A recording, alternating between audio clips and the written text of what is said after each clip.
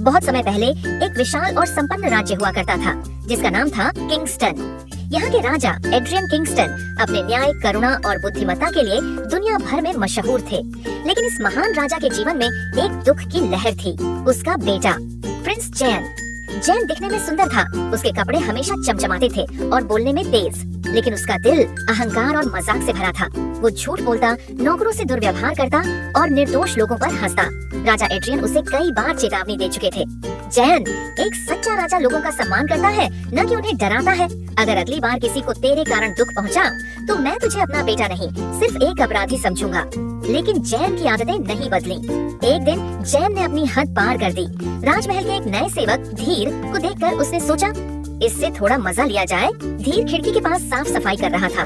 तभी जैन ने पीछे से आकर उसे धक्का दे दिया। धीर नीचे गिरते गिरते बचा, लेकिन उसके पैर में गहरी चोट आई।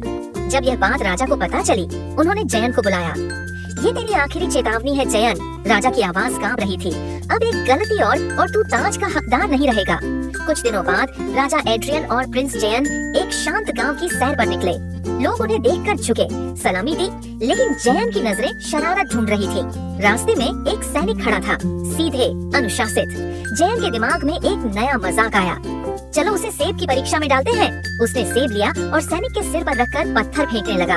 पहले पत्थर सेब के पास से गुजरा, दूसरा टकराया और सेब गिरा, लेकिन जैन को मजा नहीं आया। अब उसने कहा, अब असली मजा आएगा चाकू से, और उसने चाकू फेंका जो सीधे सैनिक के कंधे में धंस गया। कुछ देर में राजा वापस आए और देखा भीड़ जमा थी। सैनिक जमीन पर पड़ा था, लेकिन कोई कुछ नहीं बोल रहा था।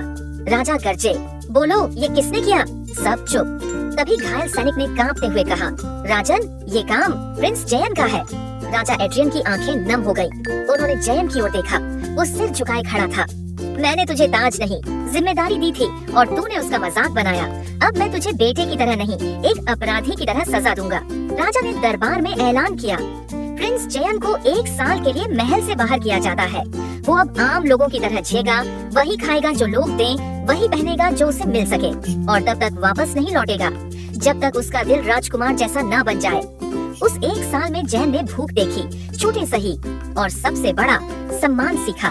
वो खेतों में मजदूरों के साथ काम करता, बच्चों को कहानियाँ सुनाता और गांव वालों की सेवा करता। जब वो 1 साल बाद महल लौटा, उसके कपड़े साधारण थे, लेकिन आंखों में झलकती थी विनम्रता। वो राजा के सामने झुका और कहा, पिता नहीं, आज आप मेरे सच्चे शिक्षक हैं। राजा ने उसे गले लगाया। अब तू ही असली उत्तराधिकारी है, एक ऐसा जो राज्य नहीं, न्याय करेगा।